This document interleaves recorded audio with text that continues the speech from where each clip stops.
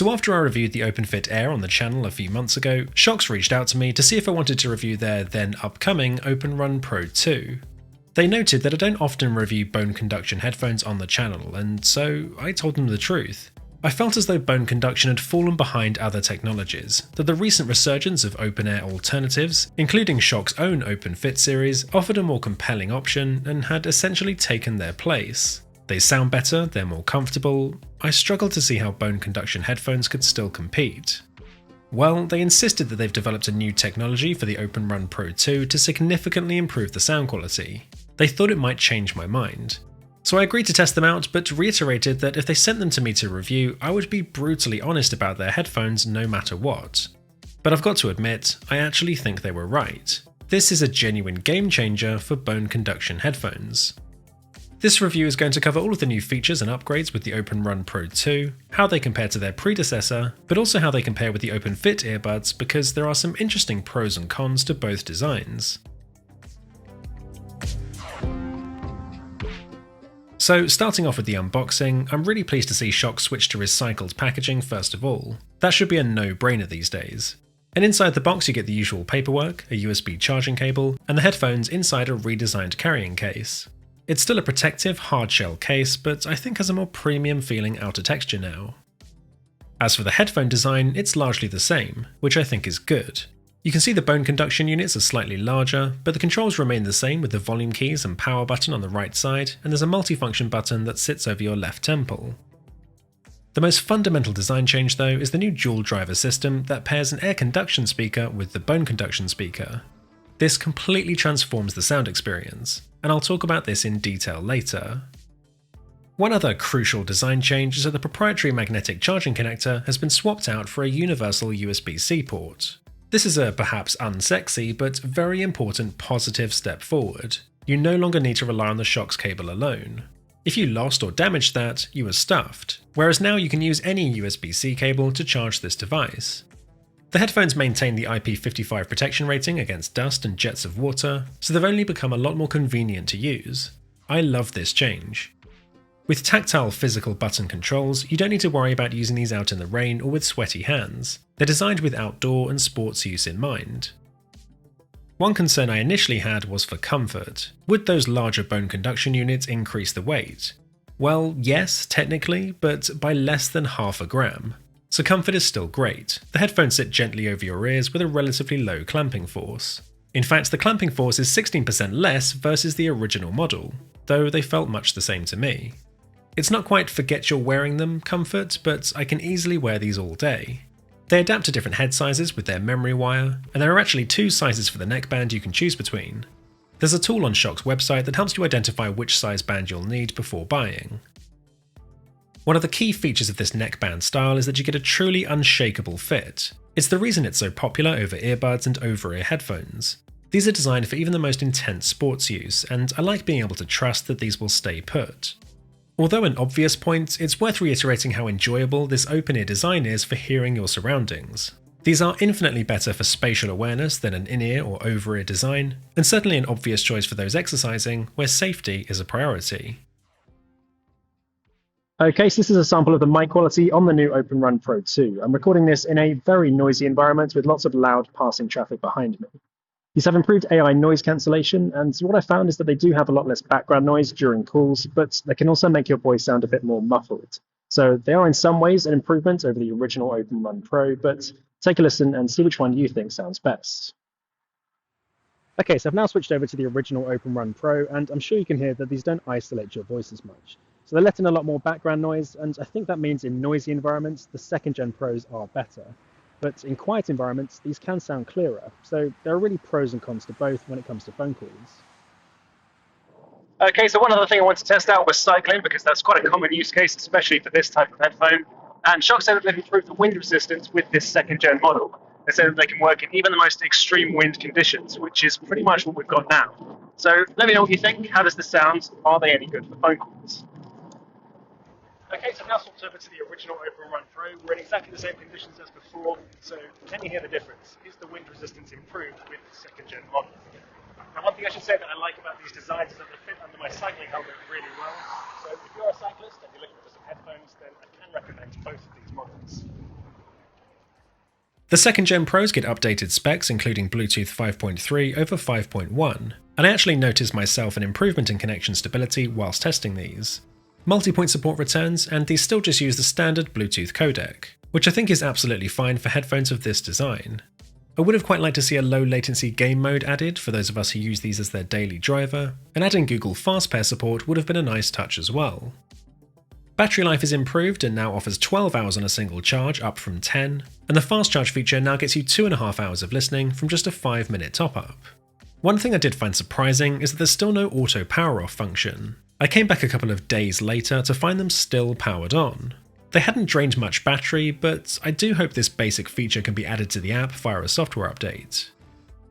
Speaking of the app, this is still pretty bare bones, and once you've set your equalizer and checked for updates, there's no real need to come back here. Fortunately, the EQ options are much better. Rather than just a standard and vocal mode, there are now 4 preset options, including bass boost, as well as 2 custom EQs. This was perhaps the most requested feature to add to the first OpenRun Pro.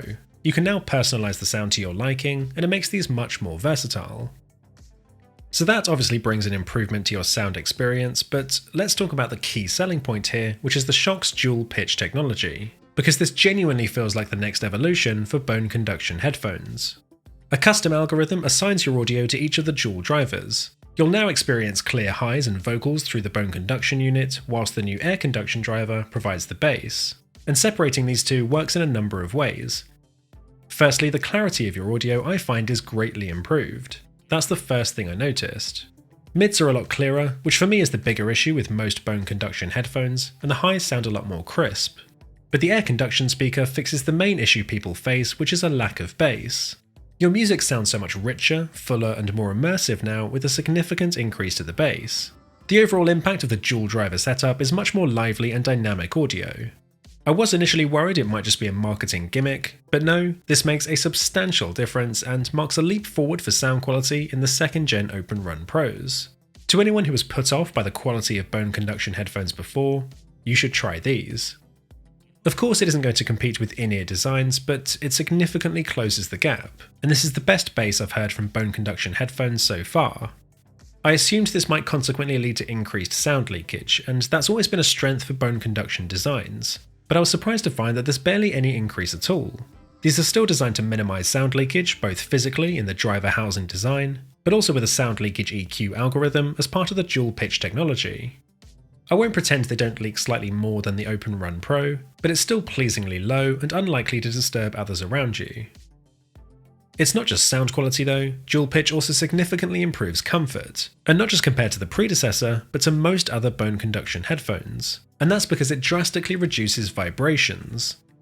This is a common problem for bone conduction headphones. You can feel them vibrating or rattling against the sides of your head, and it creates this uncomfortable tickling sensation. Whenever you crank up the volume to try and feel any bass or to hear your music outdoors, this only amplifies the problem. I can't stress enough how much better this is now with the OpenRun Pro 2. Taking the bass away from vibrating against your head to instead be pumped towards your ears through the air conduction unit gives you a much more enjoyable experience. You not only get more bass, but you're free to crank up the volume and no longer have that annoying tickling sensation. It's perhaps the single biggest improvement of all. Now, I will draw on one slight negative, and that's the overall volume level. This is fairly similar to the original OpenRun Pro, so when you're in a very loud environment, a car passing close by for example, your music might still be drowned out. I appreciate this is almost inevitable with headphones designed around spatial awareness, and I'm normally listening well below the max level, but I'd prefer a couple of extra notches of volume here.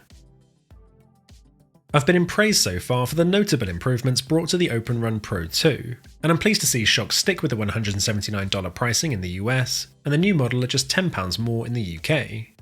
When you consider the upgrades on offer here, this is a pretty substantial leap forward, especially for the sound quality. They no longer vibrate and rattle against your head, the specs get bumped up to modern standards, and you've actually got bass with your music. To me it's now an absolute no-brainer that the 2nd Gen model is the one to go for. As far as bone conduction headphones go, the OpenRun Pro 2 have set a new standard, and I'm yet to hear anything sound as good as these. I think the sound quality and vibration improvements have actually changed something quite significant for me, and that's that I could now happily use these as my daily driver headphones, not just my workout headphones. But we still need to ground these changes in the ultimate question of whether bone conduction headphones still have a place on the market. A market with compelling alternatives like the Shokz OpenFit Air. For me, there's one aspect that inevitably hasn't changed, and that's the convenience of the open earbud design. I would personally find myself reaching for my Shokz OpenFit Air for most of my sports use. I just love the freedom from any wires or a neckband. But there are two key advantages to the OpenRun Pro 2. One is the sound quality, not just fuller sounding bass, but the vocals and treble are smoother and more pleasant as well. They also don't leak your music to your surroundings as much. But the other important point is having physical button controls, and particularly for headphones designed around outdoor and sports use, this could be a deal breaker for some of you. I've personally got on okay with the OpenFit Air touch controls, even with wet hands, but I know many of you don't like touch controls, so the Pros are perhaps the better sports option. And I guess one other point I should mention is that I sometimes hear you guys say that you're prone to losing an individual earbud, or sometimes you just want to be able to take your headphones off temporarily and have somewhere to put them. The neckband is actually a convenience feature for many of you. So there is clearly still a use case for these neckband style bone conduction headphones. And I think what's nice is that with the strides taken to improve the sound quality, it no longer feels like a compromise choosing this design. I'm actually happy to admit I was wrong. And with the OpenRun Pro 2, Shokz have proven that bone conduction is back, and better than ever before. So I've been impressed by them, but more importantly, what do you think? Let me know in the comments if there's a better sounding bone conduction headphone out there, and of course please ask any questions I haven't yet answered. If you found this video helpful, then please give it a like, and make sure you're subscribed and have hit the notification bell so you get notified when new videos go live. We've got lots of exciting content coming up, including all of the new iPhone 16 reviews, which you're not going to want to miss. Thank you for watching this though, and hopefully I'll see you in the next one.